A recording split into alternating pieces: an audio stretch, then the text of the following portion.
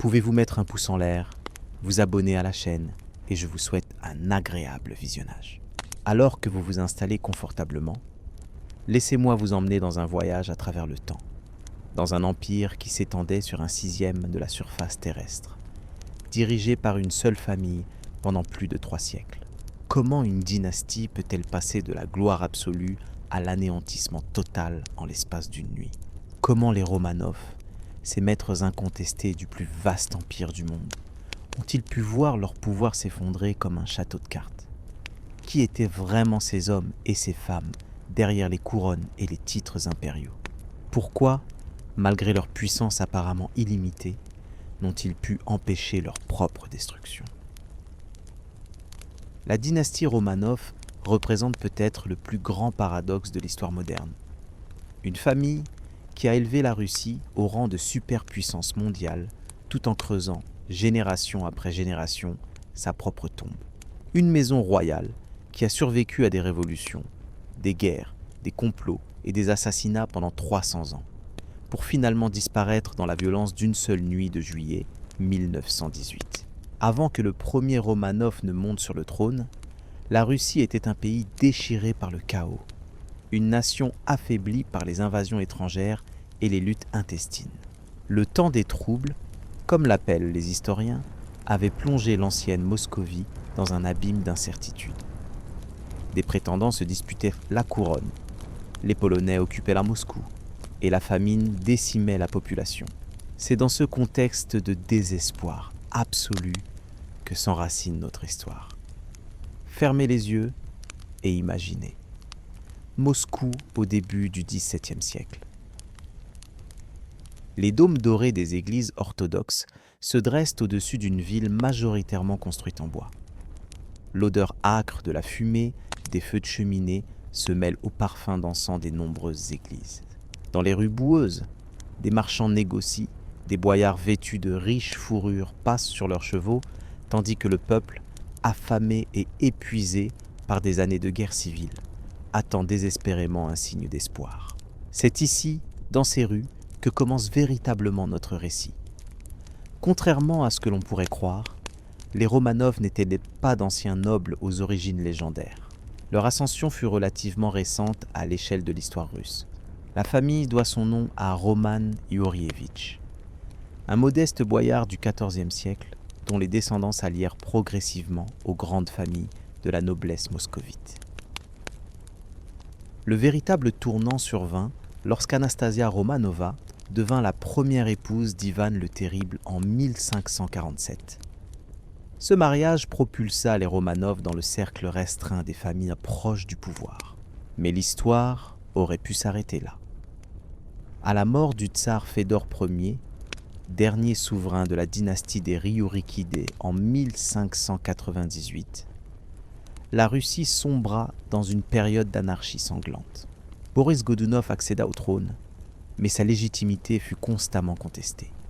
Plusieurs imposteurs prétendant être le tsarévitch Dimitri, fils d'Ivan le Terrible miraculeusement sauvé d'une tentative d'assassinat, défièrent son autorité. Les Polonais et les Suédois profitèrent de ce chaos pour envahir le pays. C'est dans ce contexte apocalyptique qu'en février 1613, un Zemski Sobor, une assemblée représentative composée de nobles, de marchands et même de paysans, se réunit pour élire un nouveau tsar. Le choix se porta sur Michel Romanov, un jeune homme de 16 ans, fils du métropolite Philaret et petit-neveu d'Anastasia Romanova. Cette élection n'était pas due au hasard. Les Romanov avaient des liens de parenté avec l'ancienne dynastie des Ryurikides, mais ils n'étaient pas suffisamment puissants pour représenter une menace pour les grandes familles boyardes. Lorsque les envoyés du Zemski Sobor trouvèrent enfin le jeune Michel au monastère Ipatiev de Kostroma, où il se cachait avec sa mère des bandes polonaises, la légende veut qu'il ait d'abord refusé la couronne. Sa mère aurait pleuré, prédisant un avenir sombre pour son fils. Mieux vaut mourir de faim dans la pauvreté que de périr dans la richesse, aurait-elle dit. Ces paroles, qu'elles soient authentiques ou non, semblent prémonitoire à la lumière des événements qui se dérouleront 3 siècles plus tard. Michel Romanov fut couronné tsar le 11 juillet 1613 dans la cathédrale de la Dormition du Kremlin. Les cloches des centaines d'églises de Moscou résonnèrent tandis que la foule acclamait ce jeune homme timide qui portait désormais le poids d'un empire en ruine sur ses épaules. Personne ce jour-là ne pouvait imaginer que ce couronnement marquait le début de la dynastie qui allait gouverner la Russie pendant plus de 300 ans. Les premières années du règne de Michel furent consacrées à la pacification du pays. Il fallait chasser les envahisseurs étrangers, rétablir l'autorité centrale et relancer une économie exsangue. Le jeune tsar s'appuya largement sur l'expérience de son père, Philaret, qui, libéré de sa captivité polonaise en 1619, devint patriarche de Moscou et co-souverain de facto. Les Romanov durent faire face à un empire en lambeaux. Les terres arables étaient abandonnées, la population avait diminué d'un tiers et le trésor était vide. Pourtant, petit à petit, sous leur direction, la Russie commença à se relever. Des traités de paix furent signés avec la Suède et la Pologne, bien qu'à des conditions défavorables. L'administration fut réorganisée, le commerce encouragé. Michel Romanov était un souverain modéré, peu enclin aux excès et aux aventures militaires hasardeuses. Son règne posa les fondations solides sur lesquelles ses successeurs allaient bâtir. À sa mort en 1645, il laissait un pays apaisé, en voie de reconstruction, à son fils Alexis. Le règne d'Alexis Ier, surnommé le Très Paisible, fut marqué par une consolidation du pouvoir monarchique et une expansion territoriale significative. Sous son règne, la Russie s'agrandit vers l'est et le sud, intégrant une partie de l'Ukraine après le traité de Péreyaslav en 1654. C'est également sous Alexis que le servage fut définitivement institutionnalisé, liant les paysans à la terre et aux propriétaires terriens pour des générations. Cette période vit aussi la naissance d'un schisme majeur au sein de l'Église orthodoxe russe. Le patriarche Nikon entreprit une réforme des textes et des rituels liturgiques pour les rapprocher de leurs originaux grecs. Cette réforme, apparemment mineure, provoqua une division profonde. Les vieux croyants, fidèles aux anciennes pratiques, refusèrent ces changements et furent persécutés. Ce schisme religieux allait avoir des répercussions durables sur la société russe. À la mort d'Alexis, en 1676, son fils Fédor lui succéda. Jeune homme maladif et pieux, Fédor régna brièvement jusqu'en 1682.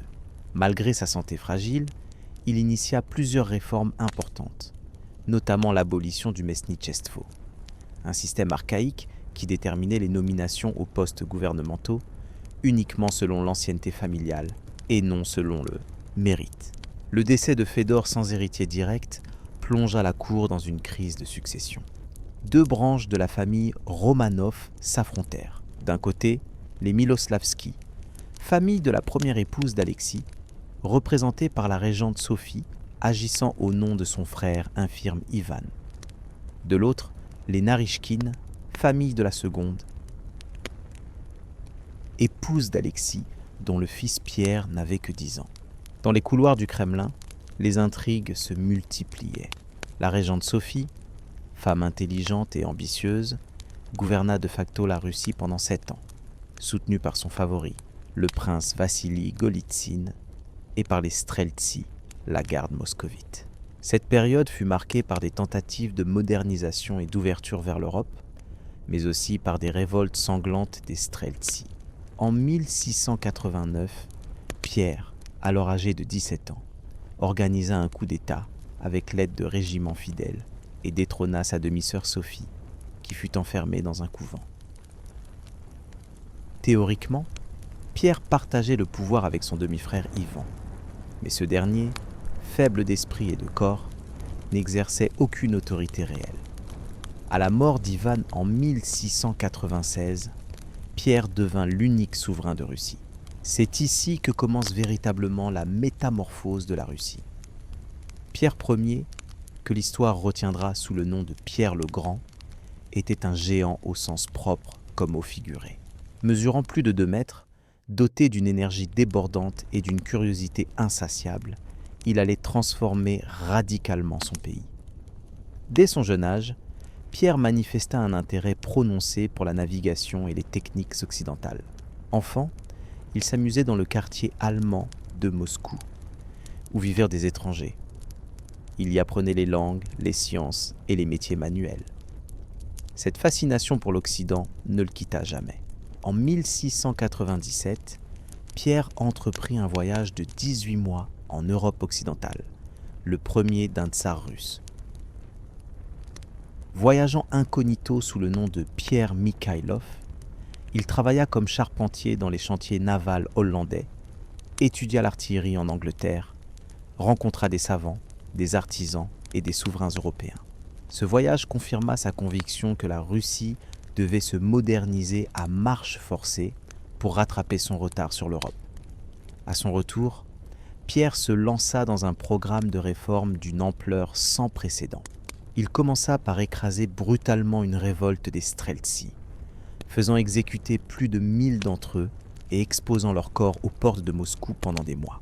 Ce geste macabre annonçait la détermination implacable avec laquelle il allait imposer ses réformes. L'une de ses premières mesures symboliques fut d'ordonner aux nobles de se raser la barbe et d'adopter les vêtements européens. Ceux qui refusaient devaient payer une taxe spéciale. Cette mesure, apparemment anodine, heurtait profondément les traditions russes, où la barbe était considérée comme un signe de piété. Mais les réformes de Pierre allaient bien au-delà des apparences. Il réorganisa l'armée et créa une marine pratiquement ex nihilo. Il reforma l'administration en introduisant le système des collèges, inspiré du modèle suédois.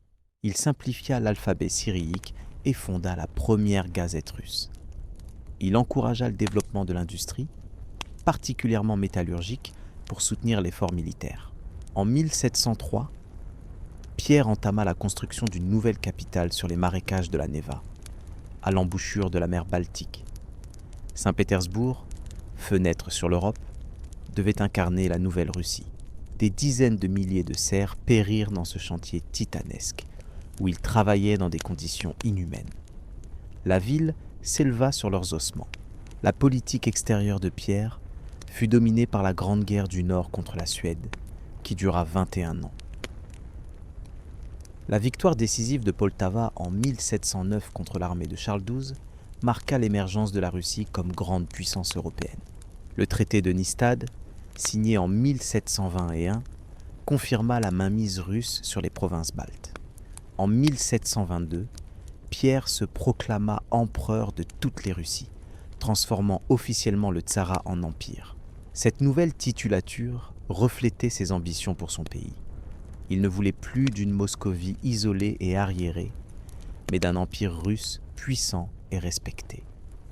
Le règne de Pierre le Grand fut aussi marqué par des drames familiaux.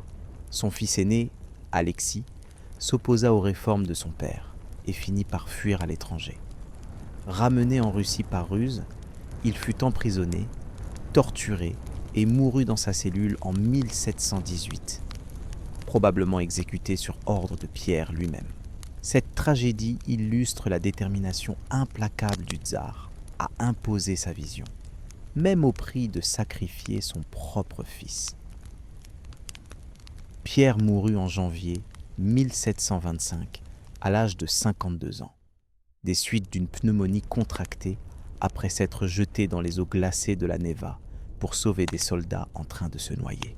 Sur son lit de mort, il n'eut pas le temps de désigner son successeur. Ce silence allait plonger la Russie dans une période d'instabilité politique. La mort de Pierre marqua le début d'une ère de succession contestée et de règnes éphémères. Sa veuve, Catherine Ier, une ancienne paysanne lituanienne devenue impératrice, lui succéda brièvement jusqu'à sa mort en 1727. Puis vint le petit-fils de Pierre, Pierre II, qui mourut de la variole à 15 ans en 1730. La couronne passa ensuite à Anna Ivanovna, fille d'Ivan V et nièce de Pierre le Grand.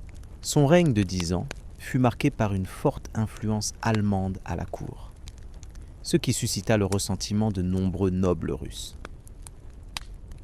À sa mort en 1740, elle désigna comme successeur son petit-neveu, Ivan VI, un nourrisson sous la régence de son favori, Ernst Johann von Biron. Cette situation instable ne dura que quelques mois.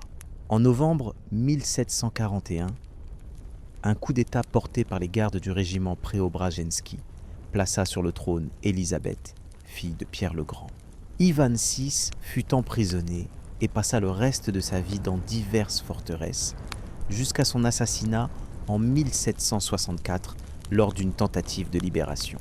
Le règne d'Élisabeth Petrovna, qui dura 20 ans, fut une période de relative stabilité et de développement culturel.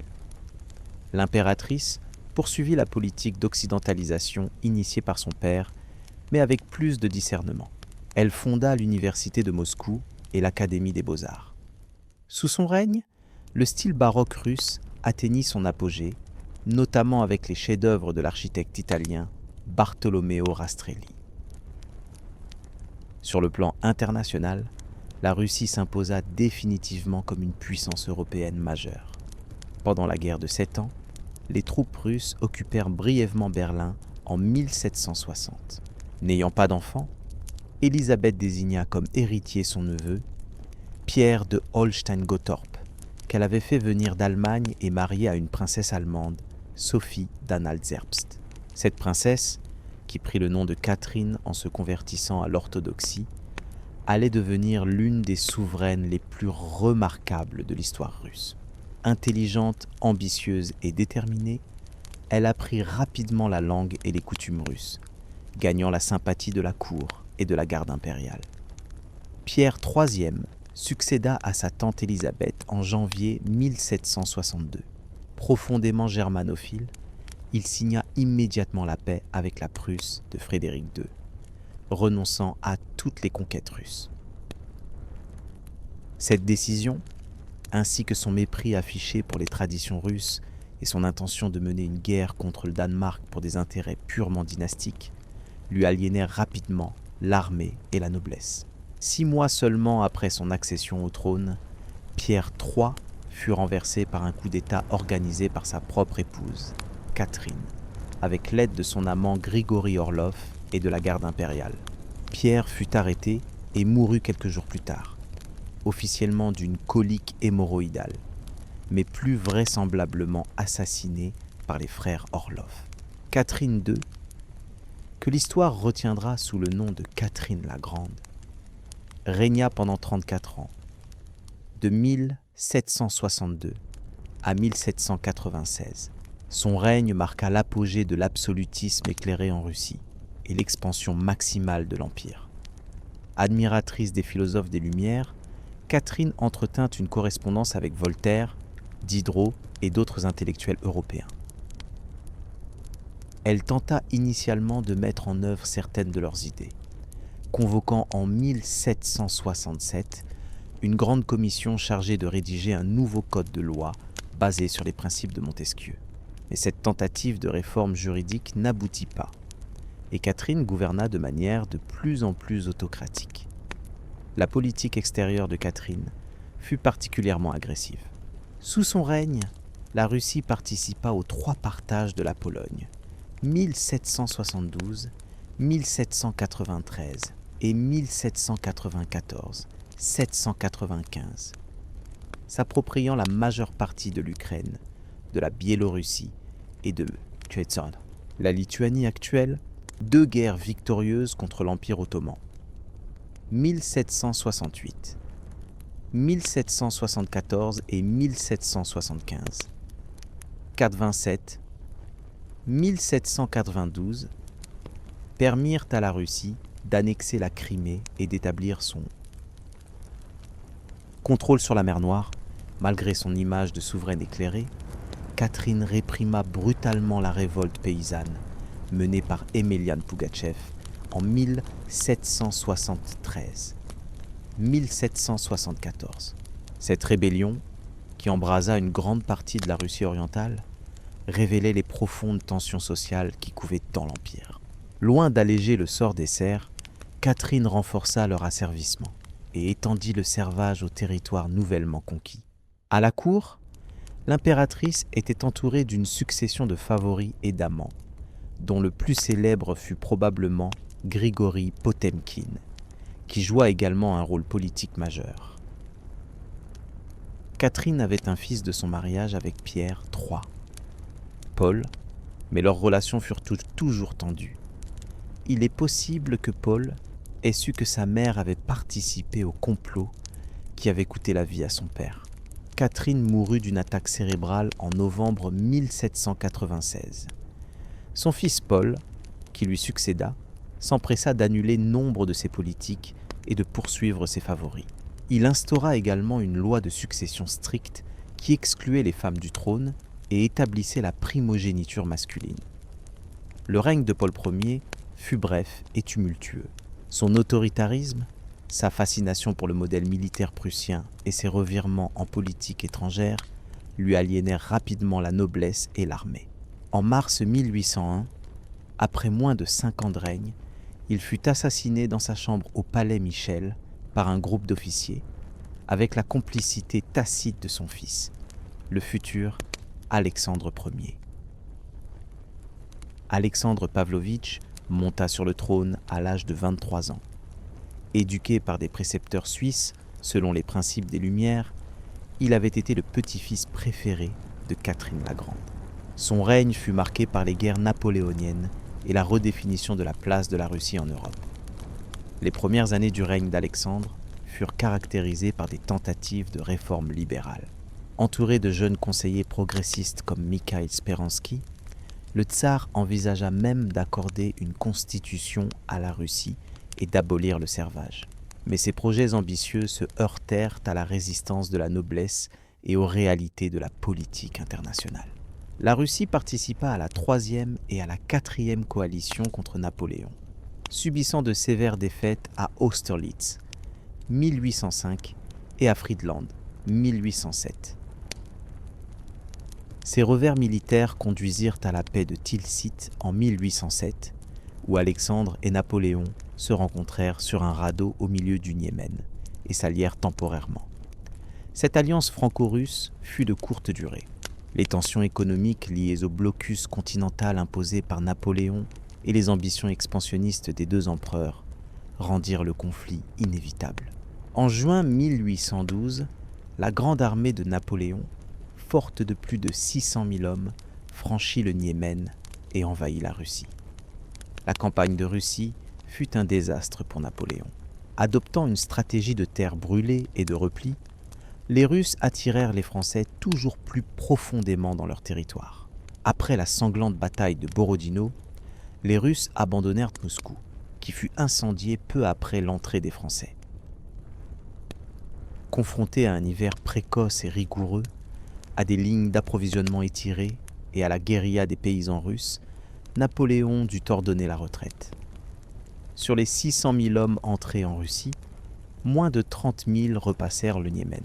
Cette victoire transforma Alexandre. De souverain libéral et cosmopolite, il devint de plus en plus mystique et conservateur. Il joua un rôle prépondérant au Congrès de Vienne, 1814-1815, où les puissances victorieuses redessinèrent la carte de l'Europe après la défaite de Napoléon. La Russie obtint la majeure partie du duché de Varsovie, établissant un royaume de Pologne en union personnelle avec l'Empire russe. Les dernières années du règne d'Alexandre furent marquées par une réaction conservatrice. Influencé par son conseiller Alexeï Arakcheyev, il instaura les colonies militaires, un système oppressif où des villages entiers étaient transformés en casernes et les paysans astreints à la discipline militaire tout en continuant à cultiver la terre. Alexandre mourut subitement à Taganrog en décembre 1825 à l'âge de 48 ans. Sa mort fut entourée de mystères, certains affirmant qu'il avait simulé son décès pour se retirer dans un monastère sibérien. Ces rumeurs persistèrent pendant des décennies, donnant naissance à la légende du starets Fiodor Kouzmitch. La succession d'Alexandre provoqua une crise politique majeure. Son frère Constantin, héritier présomptif, avait secrètement renoncé au trône quelques années plus tôt lors de son mariage avec une noble polonaise non dynaste. Le troisième frère, Nicolas, n'était pas au courant de cet arrangement. Pendant plusieurs semaines, chacun des deux frères insista pour que l'autre prenne la couronne. Cette confusion fut exploitée par un groupe d'officiers libéraux, principalement issus de la noblesse, qui organisèrent un soulèvement le 14 décembre 1825, jour où les troupes devaient prêter serment à Nicolas. Ces décembristes exigeaient l'établissement d'une monarchie constitutionnelle et l'abolition du servage. Mal organisée, la révolte fut rapidement écrasée. 5 de ses leaders furent pendus et des centaines d'autres exilés en Sibérie. Cette tentative de coup d'État marqua profondément Nicolas Ier et influença toute sa politique. Son règne de 30 ans fut caractérisé par un renforcement de l'autocratie, une bureaucratisation accrue et une répression systématique de toute forme d'opposition. Nicolas établit la 3e section de la chancellerie impériale, une police politique chargée de surveiller les opposants potentiels. La censure fut renforcée. L'éducation fut étroitement contrôlée pour éliminer les influences occidentales jugées subversives. Le comte Sergueï Ouvarov formula la doctrine officielle de l'Empire. Orthodoxie, autocratie, génie national. Triade qui définissait l'identité russe par opposition aux valeurs libérales occidentales. Pourtant, malgré ce conservatisme politique, le règne de Nicolas vit des avancées significatives dans d'autres domaines. L'industrialisation commença, bien que timidement. Le premier chemin de fer russe fut inauguré en 1837 entre Saint-Pétersbourg et Tsarskoïe Selo. Le code des lois de l'Empire russe fut compilé sous la direction du comte Mikhaïl Speransky. La littérature russe connut son âge d'or avec Pouchkine, Gogol, Lermontov et les débuts de Tourgueniev et Dostoïevski. Sur le plan international, Nicolas se posa en gendarme de l'Europe, défenseur de l'ordre monarchique contre les mouvements révolutionnaires. Il écrasa brutalement l'insurrection polonaise de 1830-1831 et envoya des troupes pour aider l'empereur d'Autriche à mater la révolution hongroise en 1849. Le point culminant du règne de Nicolas fut la guerre de Crimée, 1853-1856. Ce conflit, qui opposa la Russie à une coalition formée par l'Empire ottoman, la France, le Royaume-Uni et le Royaume de Sardaigne, révéla les faiblesses structurelles de l'Empire russe. Malgré l'héroïsme des défenseurs de Sébastopol, la Russie fut défaite. Nicolas ne vécut pas assez longtemps pour voir cette humiliation. Mourant en février 1855, officiellement de pneumonie, bien que certains historiens suggèrent qu'il se soit suicidé face à l'inévitable défaite. Son fils Alexandre II lui succéda dans des circonstances difficiles. La défaite en Crimée avait démontré la nécessité de réformes profondes. Le nouveau tsar, bien que formé dans le moule conservateur de son père, comprit que la Russie devait se moderniser pour survivre dans un monde en pleine transformation industrielle. La réforme la plus emblématique d'Alexandre II fut l'émancipation des serfs en 1861. Par un manifeste impérial, plus de 23 millions de paysans furent libérés de leur servitude personnelle. Cette mesure, bien qu'imparfaite dans son application, les paysans devaient racheter les terres qu'ils cultivaient et rester soumis à l'autorité collective du mir. La commune rurale représentait néanmoins une rupture fondamentale avec le passé. Féodal. D'autres réformes suivirent. Réorganisation de la justice avec l'introduction de jurys et d'avocats indépendants. Création des Zemstvo, organes d'autogouvernement local. Réforme militaire avec service obligatoire mais réduit. Assouplissement de la censure. Développement de l'éducation avec la création de gymnases pour filles et l'autonomie des universités. Ces réformes valurent à Alexandre II le surnom de tsar libérateur. Pourtant, elles ne satisfirent ni les conservateurs, qui les jugeaient trop radicales, ni les libéraux et révolutionnaires, qui les trouvaient insuffisantes. Les années 1860 et 1870 virent l'émergence de mouvements révolutionnaires inspirés par le socialisme européen et l'anarchisme, mais aussi par des traditions spécifiquement russes comme le populisme, Narodnichestvo. Le mouvement Terre et Liberté, Zemlya i Volia, fondé en 1876, se scinda en deux branches en 1879.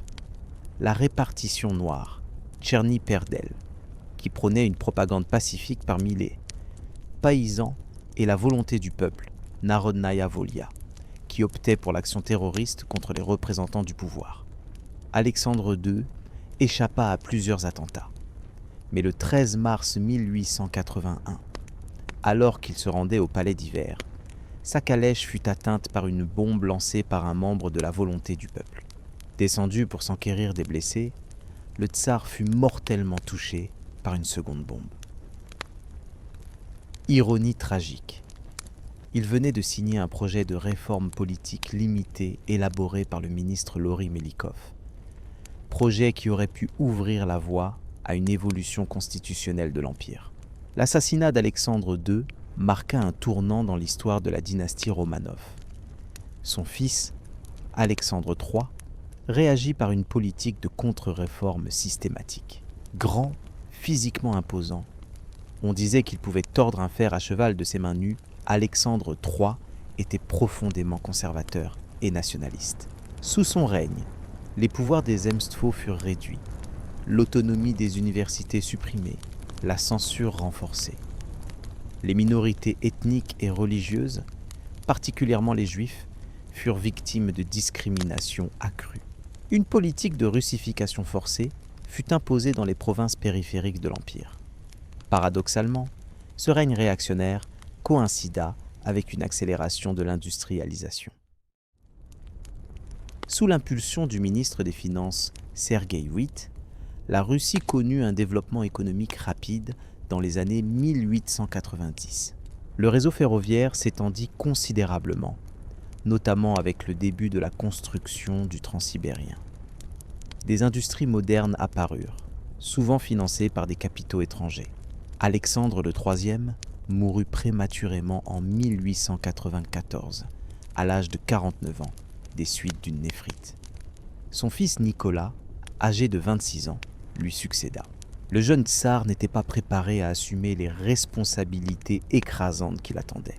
Doux et timide, plus intéressé par la vie familiale que par les affaires d'État, il se retrouvait à la tête du plus vaste empire du monde à une époque de tensions croissantes.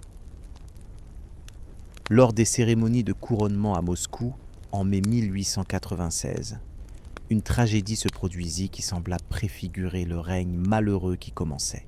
Sur le champ de Kodinka, où des festivités populaires étaient organisées avec distribution de cadeaux, une rumeur de pénurie déclencha une bousculade meurtrière. Plus de 1300 personnes furent piétinées à mort. Malgré ce drame, Nicolas II et son épouse Alexandra Fyodorovna assistèrent le soir même à un bal à l'ambassade de France, sur l'insistance de ses conseillers.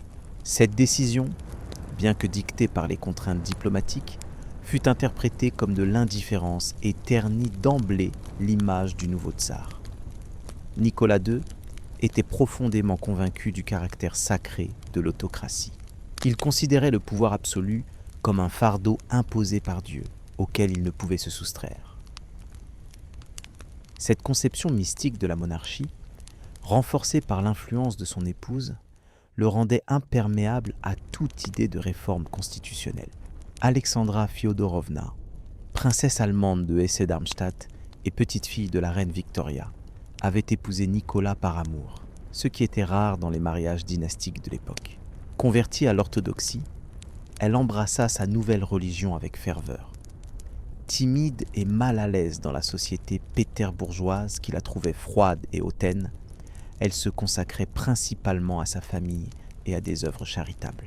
Le couple impérial eut 4 filles, Olga, Tatiana, Maria et Anastasia, avant la naissance tant attendue de l'héritier, Alexis, en 1904. La joie que procura cette naissance fut assombri par la découverte que le tsarévitch souffrait d'hémophilie, maladie héréditaire transmise par sa mère. Cette affection, alors incurable et potentiellement mortelle à chaque blessure ou hémorragie, fut gardée secrète. Seuls les médecins de la cour et les proches de la famille impériale étaient au courant.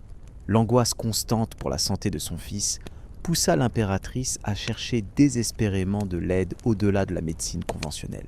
C'est dans ce contexte qu'entra en scène Grigori Raspoutine, un staré, mystique errant, sibérien qui avait acquis une réputation de guérisseur et de prophète. Raspoutine sembla capable d'arrêter les hémorragies d'Alexis, probablement par une forme d'hypnose ou de suggestion. Cette capacité lui valut la confiance absolue d'Alexandra, qui le considérait comme un envoyé de Dieu pour sauver le tsarévitch et par extension la dynastie et la Russie. Nicolas, bien que plus réservé, ne contraria pas son épouse sur ce point. L'influence croissante de Raspoutine à la cour, ses débauches notoires et son ingérence dans les affaires d'État, particulièrement pendant la Première Guerre mondiale, lorsque l'impératrice assumait une grande partie des responsabilités pendant que le tsar était au front, provoquèrent scandale sur scandale. Même les membres de la famille impériale tentèrent de mettre en garde Nicolas et Alexandra sans succès. Les premières années du règne de Nicolas, deux furent marquées par une continuité avec la politique de son père. Witt poursuivit sa politique d'industrialisation, tandis que le ministre de l'Intérieur, Vyacheslav Pleve, renforçait les mesures répressives contre les mouvements révolutionnaires. La Russie s'engagea dans une politique expansionniste en Extrême-Orient, notamment en Mandchourie et en Corée, ce qui l'amena à se heurter aux ambitions japonaises. En février 1904, le Japon attaqua par surprise la flotte russe à Port-Arthur, déclenchant la guerre russo-japonaise. Ce conflit tourna rapidement au désastre pour la Russie. Après une série de défaites terrestres et navales, culminant avec l'anéantissement de la flotte baltique à Tsushima en mai 1905, la Russie dut demander la paix. Le traité de Portsmouth, négocié sous la médiation du président américain Theodore Roosevelt, consacra la défaite russe et la perte d'influence en Extrême-Orient. Cette humiliation militaire face à une puissance asiatique que beaucoup de Russes considéraient comme inférieure eut un impact dévastateur sur le prestige du régime. Elle coïncida avec une vague de troubles sociaux sans précédent. L'industrialisation rapide avait créé un prolétariat urbain concentré dans des conditions misérables, terrain fertile pour la propagande révolutionnaire. Le 9 janvier 1905, un dimanche, une manifestation pacifique de travailleurs se dirigeant vers le palais d'hiver pour présenter une pétition au tsar fut dispersée par la troupe, qui ouvrit le feu, faisant des centaines de morts. Ce dimanche rouge déclencha une vague de grèves, de manifestations et de mutineries qui s'étendit à tout l'Empire. En octobre, une grève générale paralysa le pays. À Moscou, des barricades furent érigées. Sur le cuirassé Potemkin, en mer Noire, l'équipage se mutina. Face à cette situation insurrectionnelle, Nicolas II dut céder. Le 17 octobre 1905, il signa un manifeste rédigé par Witt, promettant des libertés civiles et la création d'une assemblée législative élue, la Douma d'État. Ce manifeste divisa l'opposition. Les libéraux modérés l'acceptèrent comme une base de réforme, tandis que les révolutionnaires le rejetèrent comme insuffisant. La première Douma se réunit en mai 1906, mais fut dissoute dès juillet car jugée trop radicale. La seconde Douma connut le même sort en 1907. Parallèlement, le Premier ministre Piotr Stolypine mena une politique de répression contre les révolutionnaires. Les cravates de Stolypine désignaient les cordes de potence, tout en initiant d'ambitieuses réformes agraires pour créer une classe de paysans propriétaires individuels, censés devenir un rempart conservateur contre la Révolution. La troisième Douma, élue selon une loi électorale modifiée pour favoriser les classes possédantes, collabora plus docilement avec le gouvernement de 1907 à 1912.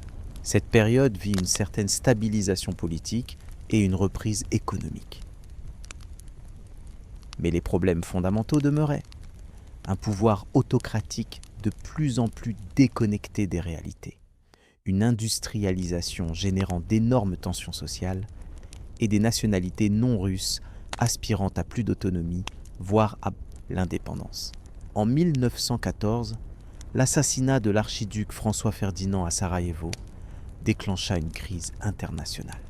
La Russie, liée à la Serbie par la solidarité slave et orthodoxe et à la France par une alliance militaire, se trouva rapidement entraînée dans le conflit. Le 30 juillet, Nicolas II ordonna la mobilisation générale, rendant la guerre inévitable. L'entrée en guerre fut initialement accueillie avec enthousiasme. Une vague de patriotisme submergea le pays. Les grèves cessèrent. Même les partis d'opposition soutinrent l'effort de guerre. Nicolas II, dans un geste symbolique, rebaptisa Saint-Pétersbourg, jugé trop allemand, en Pétrograd. Les premiers mois de la guerre furent difficiles pour la Russie. L'offensive en Prusse orientale se solda par un désastre à Tannenberg. Sur le front sud-ouest, en revanche, les armées russes remportèrent quelques succès contre l'Autriche-Hongrie. Mais dès 1915, la situation se détériora. L'armée russe, mal équipée et mal commandée, subit de lourdes défaites face aux Allemands. La grande retraite de l'été 1915 vit l'abandon de la Pologne, de la Lituanie et d'une partie de la Biélorussie. En septembre 1915, Nicolas II prit la décision fatidique d'assumer personnellement le commandement suprême des armées, malgré les conseils contraires de la plupart de ses ministres. Ce choix eut deux conséquences majeures. D'une part, le tsar s'identifia directement aux échecs militaires. D'autre part, il laissa l'impératrice Alexandra et Raspoutine exercer une influence croissante sur les affaires intérieures. L'impératrice, convaincue que son devoir était de préserver l'autocratie intacte pour son fils, intervint de plus en plus dans les nominations ministérielles, favorisant des hommes jugés loyaux envers la dynastie et écartant ceux qu'elle soupçonnait de libéralisme. La valse des ministres qui s'ensuivit déstabilisa l'administration. Pendant ce temps, la situation intérieure se dégradait. L'afflux de réfugiés des zones occupées, les pénuries alimentaires dues à la désorganisation des transports, l'inflation galopante et les lourdes pertes humaines, plus de 2 millions de morts, minaient le moral de la population. Des grèves éclatèrent dans les usines de Pétrograd. Des rumeurs de trahison au sommet de l'État se répandirent, visant particulièrement l'impératrice d'origine allemande et Raspoutine. En décembre 1916, Raspoutine fut assassiné par un groupe de conspirateurs incluant le prince Félix Youssoupov, marié à une nièce du tsar, et le grand-duc Dimitri Pavlovitch, cousin de Nicolas II. Cet acte, censé sauver la monarchie en la débarrassant de l'influence néfaste du starets, arrivait trop tard. La crise de légitimité du régime avait atteint un point de non-retour. En février 1917, selon le calendrier julien alors en usage en Russie, mars selon notre calendrier grégorien, des manifestations éclatèrent à Pétrograd pour protester contre les pénuries de pain. Ces manifestations se transformèrent en grève générale, puis en insurrection lorsque des unités de la garnison de Pétrograd refusèrent de tirer sur la foule et se joignirent aux manifestants. Nicolas II, alors au quartier général militaire de Mogilev, ordonna la répression du mouvement. Mais lorsqu'il tenta de rejoindre Tsarskoye Selo, sa résidence près de Pétrograd, son train fut détourné par des cheminots révolutionnaires. Isolé et mal informé, confronté à la défection de la plupart de ses généraux et au conseil unanime de ses proches, Nicolas II signa son acte d'abdication le 2 mars 1917, 15 mars grégorien. Il abdiqua d'abord en faveur de son fils Alexis, puis, se ravisant en raison de la maladie du tsarévitch, en faveur de son frère, le grand-duc Michel. Mais ce dernier, conscient de la fragilité de sa position, refusa la couronne à moins qu'elle ne lui soit offerte par une assemblée constituante. Cette décision marqua la fin effective de la dynastie Romanov. Un gouvernement provisoire fut formé, présidé initialement par le prince Gueorgui Lvov, puis par Alexandre Kerensky. Parallèlement se constitua le Soviet de Petrograd, organe représentatif des ouvriers et des soldats, créant une situation de double pouvoir. Nicolas et sa famille furent d'abord assignés à résidence au palais Alexandre de Tsarskoïe Selo. En août, ils furent transférés à Tobolsk, en Sibérie, officiellement pour leur sécurité. Après la révolution bolchevique d'octobre-novembre 1917, leur sort devint incertain. En avril 1918, la famille impériale fut transférée à Ekaterinbourg, dans l'Oural, et détenue dans la maison de l'ingénieur Ipatiev. Coïncidence tragique, puisque c'est au monastère Ipatiev que Michel Romanov avait été intronisé 305 ans plus tôt. Dans la nuit du 16 au 17 juillet 1918, alors que les troupes blanches approchaient d'Ekaterinbourg, Nicolas II, Alexandra, leurs 5 enfants et 4 membres de leur suite furent exécutés par un peloton bolchevique dans le sous-sol de la maison Ipatiev. Leurs corps furent mutilés, brûlés, arrosés d'acide et jetés dans un puits de mine abandonné. D'autres membres de la famille Romanov connurent un sort similaire. Le grand-duc Michel Alexandrovitch fut assassiné à Perm en juin 1918. À Alapaïesk, une nuit après le massacre d'Ekaterinbourg, la grande-duchesse Elisabeth Fyodorovna, sœur de l'impératrice, et plusieurs grands-ducs furent jetés vivants dans un puits de mine. À Petrograd, 4 grands-ducs furent fusillés à la forteresse Pierre et Paul en janvier 1919. Quelques Romanov parvinrent à s'échapper à l'étranger, notamment la mère de Nicolas II, l'impératrice douairière Maria Fyodorovna, qui mourut au Danemark en 1928, et ses 2 sœurs, Xenia et Olga. Ces exilés, ainsi que leurs descendants, perpétuèrent la mémoire de la dynastie déchue. Pendant des décennies, le sort exact de la famille impériale resta entouré de mystères. Les autorités soviétiques ne publièrent qu'un bref communiqué annonçant l'exécution de Nicolas II, mais pas celle de sa famille. Cette incertitude alimenta les rumeurs et les espoirs que certains membres de la famille, notamment la plus jeune fille Anastasia, aient pu survivre. Plusieurs imposteurs apparurent, prétendant être l'un ou l'autre des enfants impériaux. Ce n'est qu'en 1991, après la chute de l'Union soviétique, que les restes de la famille impériale furent officiellement découverts près d'Ekaterinbourg. Des analyses ADN confirmèrent leur identité. En 1998, les restes identifiés de Nicolas II, d'Alexandra et de 3 de leurs filles furent inhumés en grande pompe dans la cathédrale Pierre et Paul de Saint-Pétersbourg, nécropole traditionnelle des Romanov. En 2007, les restes du tsarevitch Alexis et de sa sœur Maria furent également retrouvés. En 2000, l'Église orthodoxe russe canonisa Nicolas II et sa famille comme porteurs de passion, un statut particulier de sainteté accordé à ceux qui sont morts en martyrs pour leur foi. Cette décision, controversée, reflétait le nouvel éclairage porté sur la dynastie déchue dans la Russie post-soviétique. La chute des Romanov marqua non seulement la fin d'une dynastie tricentenaire, mais aussi celle d'un système politique et social séculaire. Les bolcheviks instaurèrent un régime radicalement nouveau, fondé sur des principes diamétralement opposés à ceux qui avaient guidé l'empire tsariste.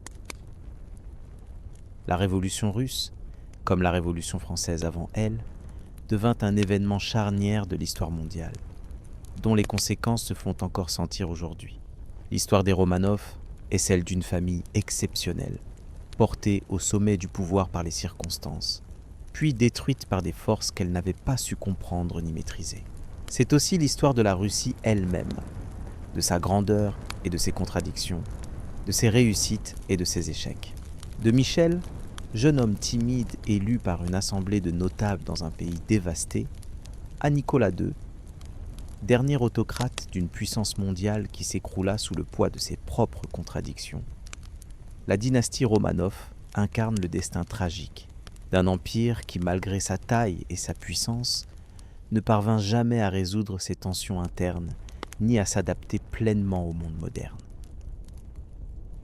Leur règne de 3 siècles vit la Russie se transformer de principauté isolée et arriérée en empire mondial, produisant des chefs-d'œuvre artistiques et littéraires d'une valeur universelle.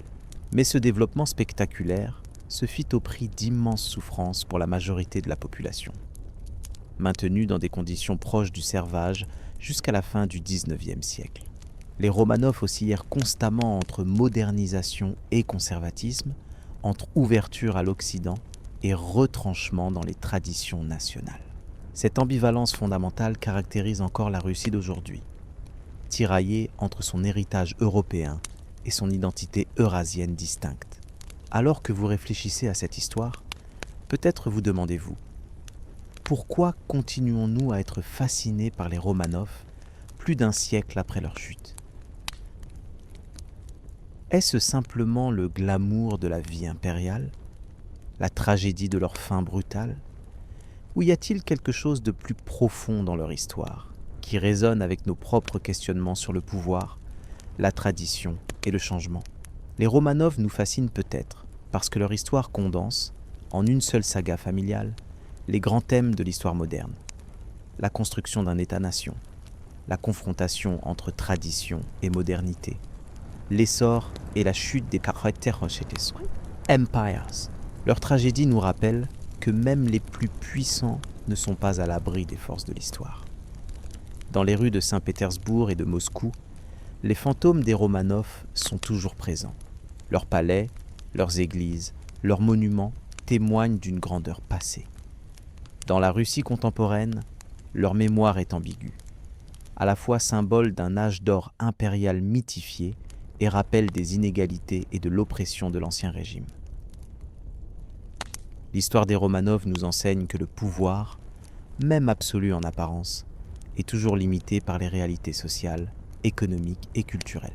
Elle nous montre aussi que les grandes transformations historiques ne sont jamais simplement le résultat de décisions individuelles, mais l'aboutissement de processus complexes impliquant des millions d'acteurs anonymes. En fin de compte, peut-être la leçon la plus importante de l'histoire des Romanov est-elle celle de l'imprévisibilité de l'histoire.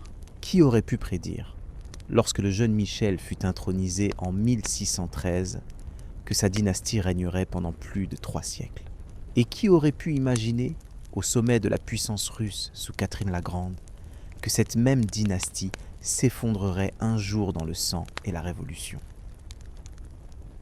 Si vous avez apprécié cette histoire, n'hésitez pas à proposer des thèmes pour de nouveaux récits dans les commentaires, à vous abonner à la chaîne et à mettre un pouce en l'air.